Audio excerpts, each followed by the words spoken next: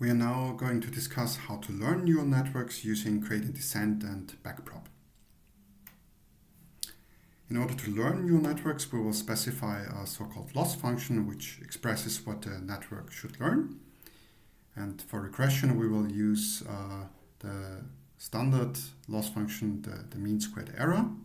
And for classification, we will introduce the so-called cross entropy. And learning happens by optimization with gradient descent. And in order to compute the gradient of this complicated neural network, we will use an elegant algorithm called backpropagation. So these neural networks are really complicated and powerful function approximators, and they can have thousands and millions and billions of parameters. So this neural network is a complicated function, so how do we learn these parameters? And in principle, so we will use gradient descent. So we will first initialize these parameters and then we'll repeat until convergence. That will compute a training loss, which assesses the prediction quality, and we'll do a small gradient step to change the parameters a bit to reduce the loss. So in order to specify learning, we will specify loss functions. And so recall that multi-layer perceptrons, they are actually just these matrix feature times matrix multiplication followed by nonlinearity, and then another matrix multiplication and another nonlinearity, another matrix multiplication and another nonlinearity, and so on and so forth. And all these parameters of our neural network are stored in these weight matrices. And so for simplicity of discussion, let's figure that we collect all the parameters in one long vector W. So we don't bother with this matrices now, we just conceptually put them all in one W, in one vector W. So now this neural network specifies some function. It depends, of course, on the input, but also on the parameters. So for some input and some given parameters, it returns a prediction y hat. And we'll specify now a loss or also risk or cost, as you want, which specifies how well are we actually doing with the current parameters. So this loss takes a true target, so for example, a true label for classification and a prediction, and it tells us how well are we doing, or how far are we off with our prediction from the actual target. So this is the loss for one sample, so one prediction and one target, and the overall training loss is just the average over all the samples.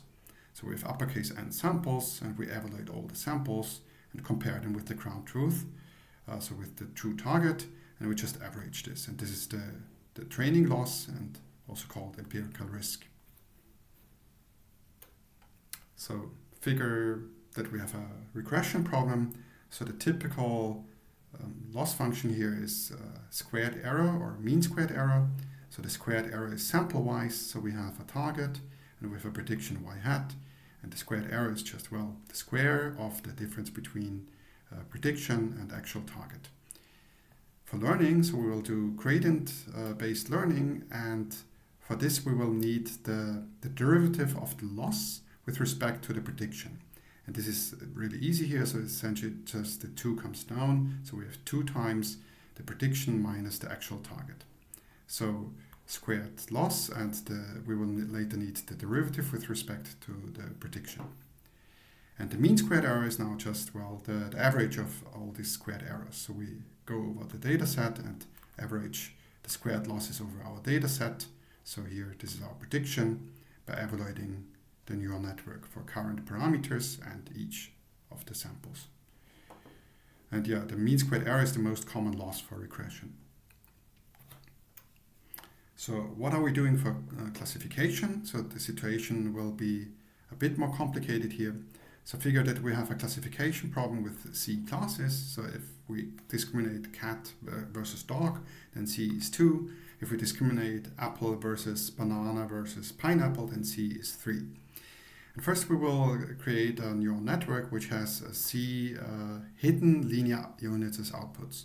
So we will just first generate this neural network, and now these outputs are now hidden, so we will further transform them on the next slides. So here we have these 3 hidden layers already, and we spent now a 4th hidden layer here with 3 units. So we are considering here a classification problem with 3 classes, and these units are just linear units. So H41, H42, H43, so 3 outputs.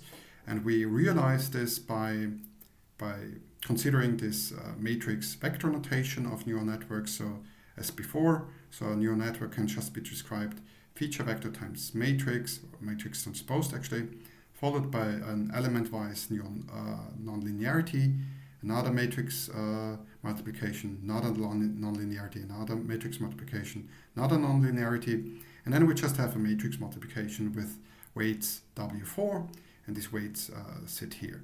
So and this weight matrix is HL times C. So HL is the number of hidden units here, and C is the number of classes. So we'll create these linear hidden units, and then we'll transform these hidden units with the so-called softmax activation. So, and in a nutshell, the softmax activation just converts an arbitrary input vector into a probability distribution.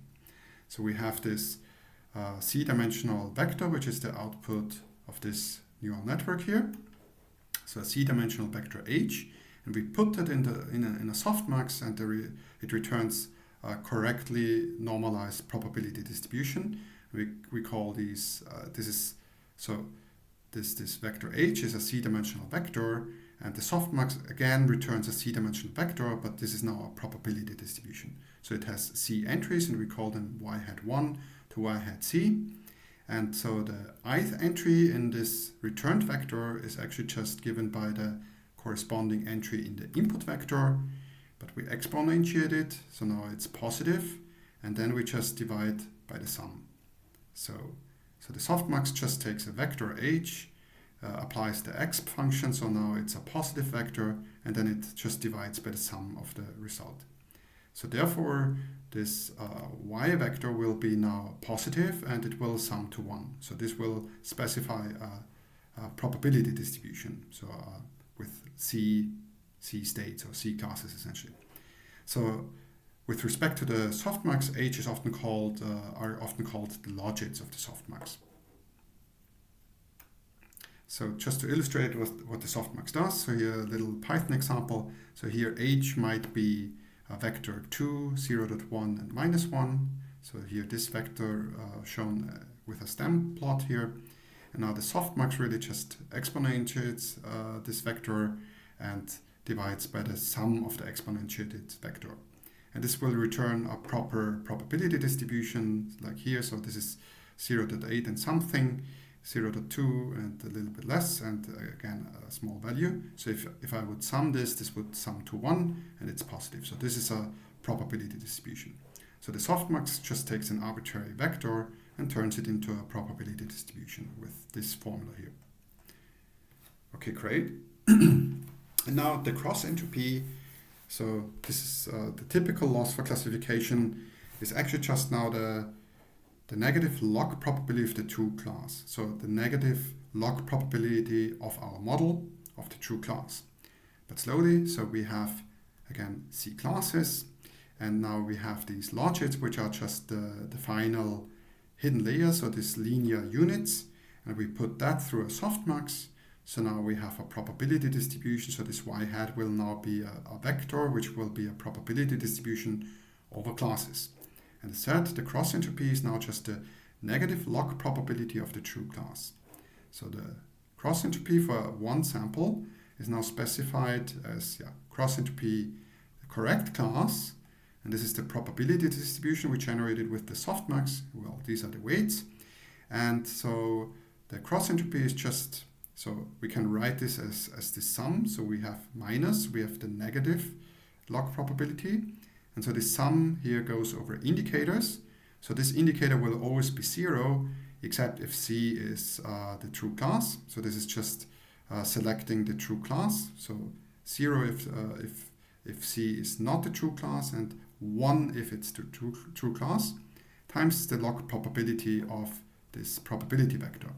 So this is just one way to write it. Another way to write this is just minus the log probability of this vector, and we just pick the entry corresponding to the correct class. check for yourself that this is the same here. Now the training loss is just the mean cross entropy over all samples. So we evaluate this cross entropy, the negative log probability of the true class for each sample, and average this. And this is the mean cross entropy. So the typical loss for classification. So just to illustrate this with our neural network, so here's again this neural network with 3 output units, or in general C output units, and this goes through the softmax and therefore converts it into a probability distribution, and this goes so these units are hidden, so these is a hidden layer, and so this probability distribution goes into the cross entropy, and here also the true label goes in. So just to show this, how this looks in the computational graph. So as for the mean squared error, where we showed, well, the derivative of the loss with respect to the prediction was really simple, and so similarly for classification, we need the derivative of the cross entropy with respect to the logits. So again, here these are the logits, these are the outputs here, so these outputs here, and we want the derivative of the cross entropy with respect to these outputs. And I won't do the derivation here, but this is actually very simple. So the derivative of the cross entropy with respect to the jth logit is actually just the predicted probability, the jth predicted probability minus 1 if if the true class is if the true class is j, and if the true class is unequal j, then it's just this probability y hat j. So we'll need the derivative of this guy, the cross entropy, with respect to each of these guys for learning later. And so the formula is really simple. So figure that y would be 1, so the correct class would correspond to this unit. Then here in this formula we see that the gradient is actually just given as this probability minus 1. And if the class is not equal 1, so either 2 or 3, then it's actually just given as y hat j. So correct class, then the gradient of this guy with respect to this guy is y hat 1 minus 1, and otherwise it's just y hat 1. So the gradient of the cross entropy with respect to the logits is a really simple function, and we will later need this for learning. And I won't derive this here, but I've provided some extra slides for the derivation. So now, optimizing the learning loss, we are using gradient descent. So we have some neural network structure. So here we are only considering multi-layer perceptrons. We have training data, and training pairs. And now we set some maximal number of training epochs. So these are the gradient descent iterations and the gradient descent step size. And the output will be now trained neural network parameters. So first we initialize all the parameters, and then we just iterate k from 1 to the max number of epochs, so the iterations of gradient descent. And what we do is, well, evaluate the neural network for each of the samples and record the prediction. Now we plug the prediction. So here, don't wonder, this is in boldface, so to also capture the classification case where we have maybe multiple predictions, so multi-outputs. So this goes into the loss and is compared with the true target. So this would be, for example, mean squared error for regression and cross entropy for classification. It's the same for both scenarios, and we just take the average. This is now our training loss. And now we take the gradient, so the derivative with each weight of the training loss, and we just do a small gradient step. So just gradient descent applied to neural networks. So now everything is hidden away in this parameter vector. Now the key question is, how do we optimize the gradient? But before we go there, so gradient descent, and so neural networks are highly nonlinear things, and so here is, so therefore the loss cannot be expected to be convex. So the neural networks are complicated and highly nonlinear. And so here is a visualization of the loss landscape of neural networks. So what we actually do in gradient descent is maybe we start here and we just go down the hill until we end up in some valley. And you see the loss function is generally highly non-convex in neural networks, and all we can actually hope to is to end up in some local minimum. However, it turns out that a local minimum is typically pretty good in neural networks, so we don't need to worry too much. The key question is, so everything was hidden away in this weight vector, so how do we actually compute the gradient of the loss? So actually gradient descent is pretty straightforward. So we have this training loss, and now we want the gradient, which is just the vector collecting all the derivatives with each individual weight. So how do we actually get this gradient? So first, a very basic observation, but which is key. So the training loss is an average over all samples. And so this gradient applied to this average. So the gradient is a linear operator, so we can actually just pull this into the sum. So the gradient of the average is actually just the average of the gradients. So great news, we can, this simplifies our life a bit. So to compute the gradient of the training loss, and the training loss is the average over all examples, what we can do is just take instead the average of the gradients instead. So we can swap gradient and averaging, and therefore we now have reduced the problem of computing the gradient for the overall training loss to just computing the gradient with respect to one sample. So this is just, we can swap the gradient with the average, and therefore we can now focus on a single sample. If we know how to compute the gradient for a single sample, we automatically know how to compute the gradient for the whole loss. Just average the gradients. So now the key question is, so how do we compute a gradient for a single sample? If we have that, then we also have the gradient for the whole data set by just averaging. And so for this, we will use an elegant algorithm called backpropagation of error, or in short, backprop. And here I will illustrate rather intuitively what's going on here. So here we have a neural network, and if we evaluate the neural network, so we have inputs and we produce a prediction y hat. So this is a feed-forward evaluation, and then we will have a loss, so the prediction goes into the loss and also the true target, and then backpropagation actually works backwards, so with a backwards propagation which will yield the gradient of the loss with respect to each of these weights here. So the weights sit on all these edges and we will get the gradient. And so evaluation goes forward and backpropagation goes backwards. And so a nice image for this is essentially to figure that this neural network is like a company. So you have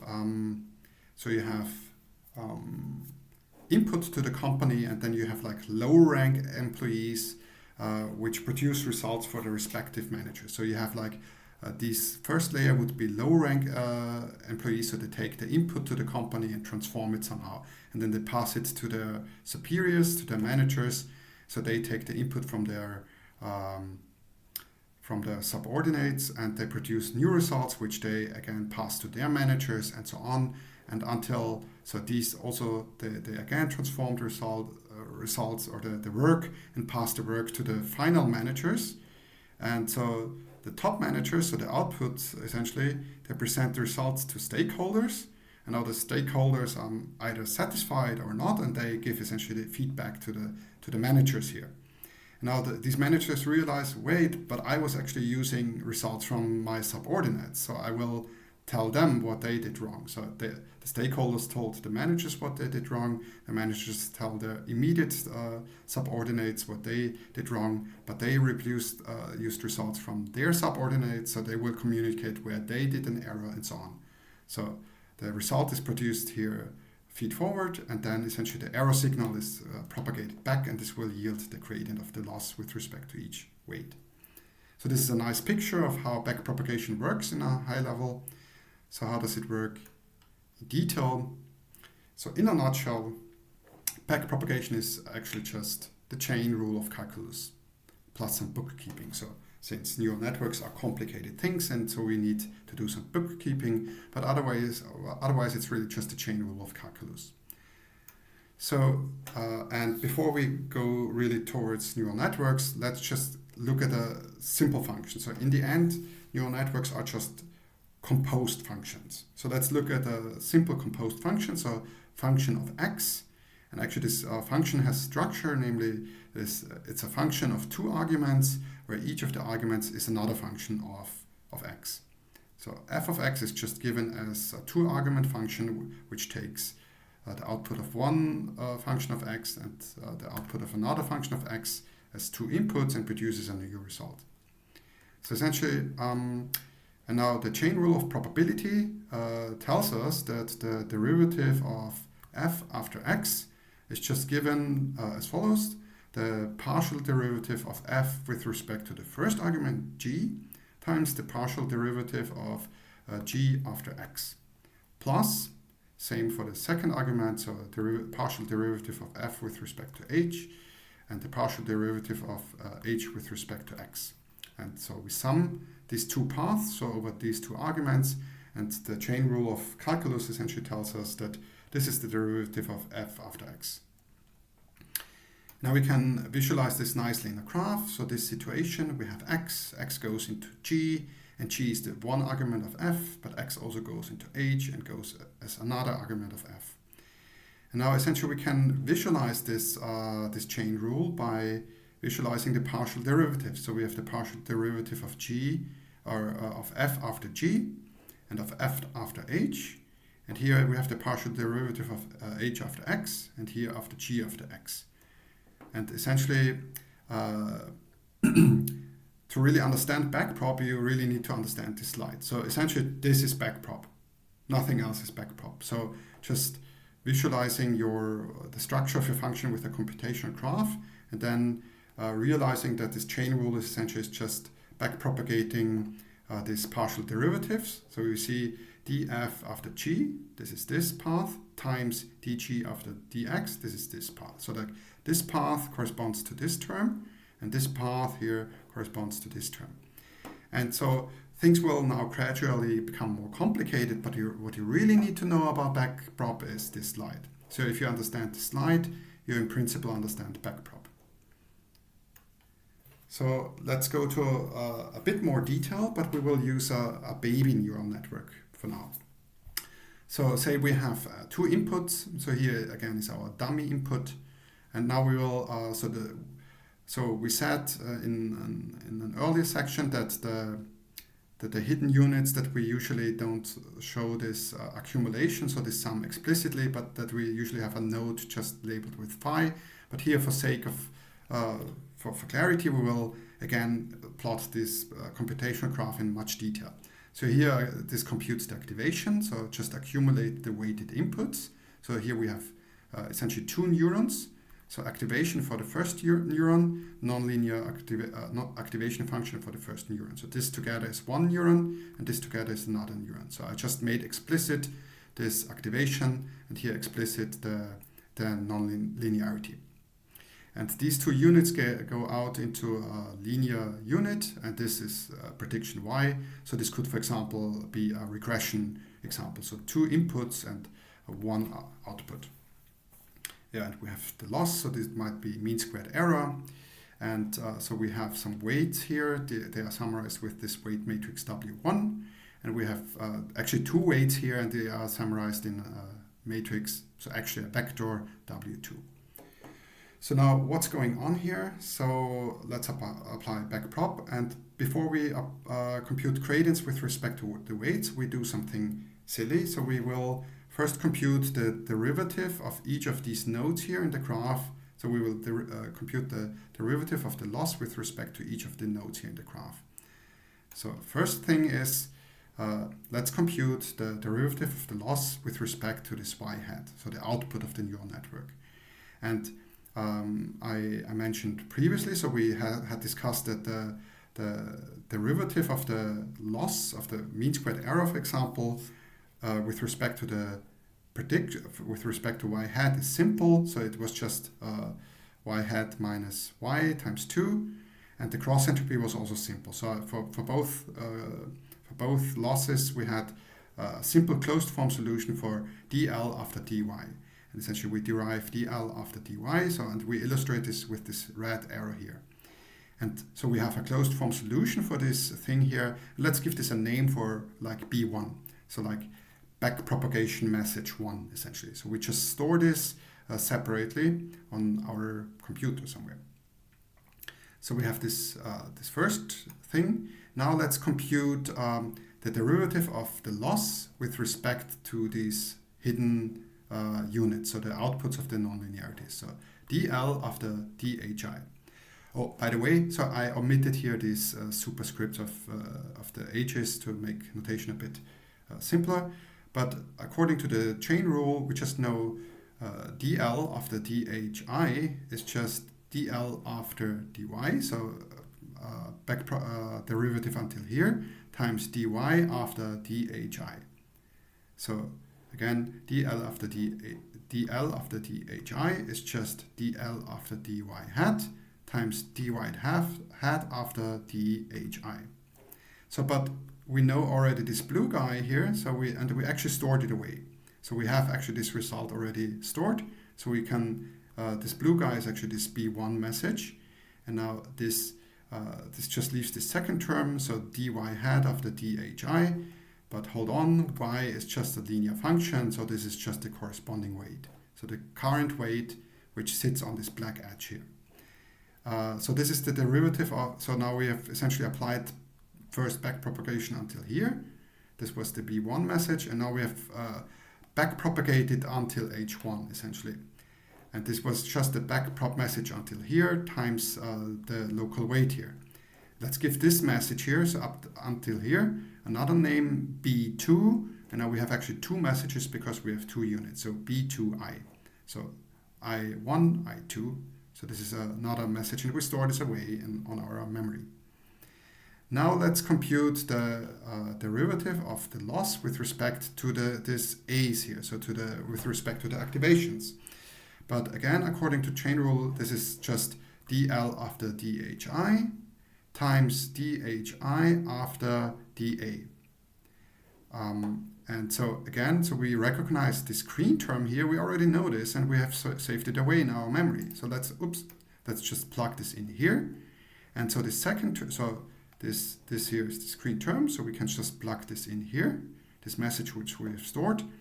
And now dhi after dai, so this is actually just the derivative of this nonlinearity here. So this nonlinearity, phi, we just need, this is just a local derivative. So phi is a single input, single output function, but we just need the local derivative evaluated at ai. And the activation function, so I showed you, for example, for the sigmoid, we typically pick these activation functions such that these derivatives are actually known and in closed form. So for the sigmoid, we had actually a closed form solution. For the ReLU, we had actually a closed form solution for these derivatives. So we actually know this. So we have the result for AI, and we know the derivative, so we can compute this in closed form. And this is already computed in a previous iteration here. So we actually already know this result. Let's give this another name for backpropagation message 3. And again, we have I is 1 or 2 here. So we have two messages here. Okay, so this was fun. And so we have now the derivative of the loss with respect to each of these nodes. But what we actually wanted is the derivative with respect to the weights. But actually with these results, this is actually pretty straightforward. So let's now compute dl after one of these weights here. So dl after dw2, second layer, I1. So here a 1 because we have only one unit here, so only one choice. And again, so actually w just influences this y hat. So therefore the derivative of this weight is just derivative of the loss after the dy hat times dy hat after w. But again, we already have this message, so just check we have this message, so we have stored this message away and plug it in here. And the derivative of y after the weight, so again, the y is actually a linear function, so input times weight, so therefore it's just the input.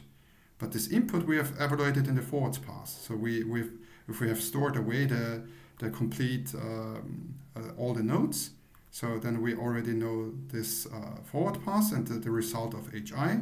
And we have this backwards message, and the multiplication of these is the derivative of DL after one of these weights here. And this is now kind of satisfying that the derivative of the weight is actually just, so here we have a weight sitting on this black edge, and what this formula tells us, it's just the product of a forwards evaluation, so a forwards message coming here, and a backwards message coming from here. So and here essentially forwards and backwards message clash, and they give us the gradient. So this backwards message here times the forwards message here, colliding here on this edge gives us the gradient of this weight. So for either of these two weights here. And similarly for these weights here, so DL after one of these weights here is just the derivative of the loss after the corresponding activation, but times the derivative of the activation after the weight. But again, so here we actually already know this red term, and we have actually saved it away previously. So we can just plug in this saved message here, and we have, so the other term is dA after dW, but hold on, again, this is just a linear unit, so actually the derivative is just x, the corresponding input. And again, same pattern, so here we have a forwards message, and here arrives the backwards message, so the clash on this edge, and the product of these essentially is the derivative. So so while all of this looks pretty complicated, so in the end it's just the chain rule plus some clever bookkeeping, so by saving these backwards messages. And this looks complicated, but this is a very natural learning algorithm or algorithm to compute the gradient. Forwards message and the backwards message is always just local derivatives, and whenever the forward message and the backwards message clash on one of these weighted edges, the product of these is essentially the gradient. So here and here. So here is a bigger example, but essentially illustrating the same point. So since the video is already pretty long, I won't discuss this example in detail, but I would invite you to just check this yourself.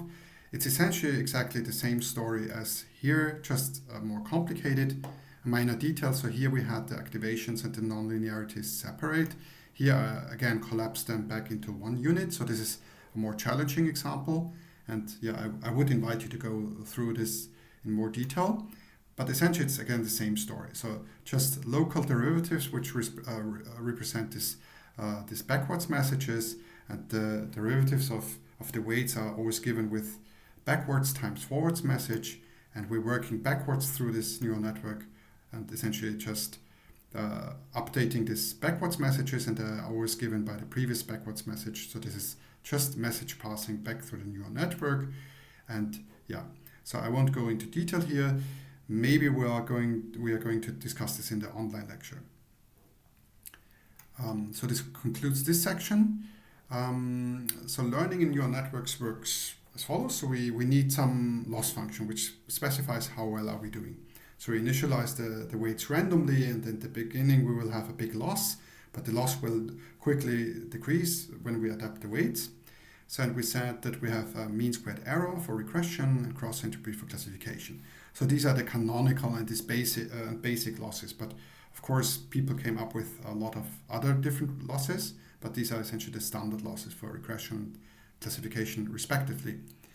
And well, the training loss is just the average over the sample-wise losses, and we saw elegantly that the gradient can be swapped with the average while we do optimization with gradient descent, so doing small decreases in the training loss.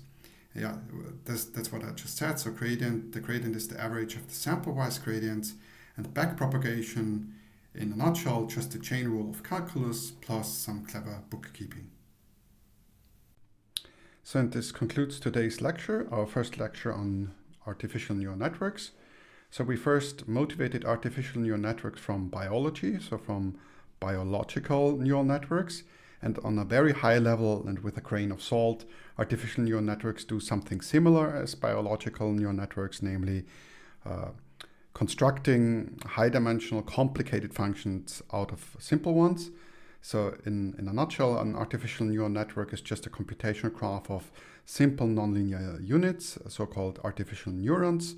And each of these neurons has a very simple structure. It's actually just an affine function of its inputs followed by some nonlinearity. And we showed that artificial neural networks are universal function approximators. So any function you might be interested in can in principle be approximated with a neural network, even if we just spend one hidden layer. And then we discussed multi-layer perceptrons, generalization by using multiple hidden layers, which essentially just repeats the same structures with one hidden layer, just in a layered way. And the main reason to consider multi-layer perceptrons was expressive efficiency. So deep networks might express functions more efficiently than shallow ones, and this goes under the name expressive efficiency. And then we introduced a matrix vector notation, and we saw that a multi-layer perceptron is essentially nothing but a nested structure of matrix multiplication followed by nonlinearity, followed by another matrix multiplication, another nonlinearity, and so on. So just a nested arrangement of matrix multiplication followed by nonlinearity. And finally, we discussed today a backprop to compute the gradient, which is just a chain rule of calculus. So, so this is what we discussed today. We are in week 4, the module on neural networks. The next time we will discuss training techniques. So in principle, you know now everything how to learn a neural network in theory, but in practice there are lots. There are a lot of tricks of the trade. So a lot of training techniques, minor details you have to look at. We won't discuss them all. There are hundreds and thousands of different training tricks of the trade, but we'll discuss the most important ones next lecture. And the main part of the next lecture will be dedicated to convolutional neural networks, which are in particular tailored to image data and signal-like data. So, and this is it for today. And thank you very much for watching.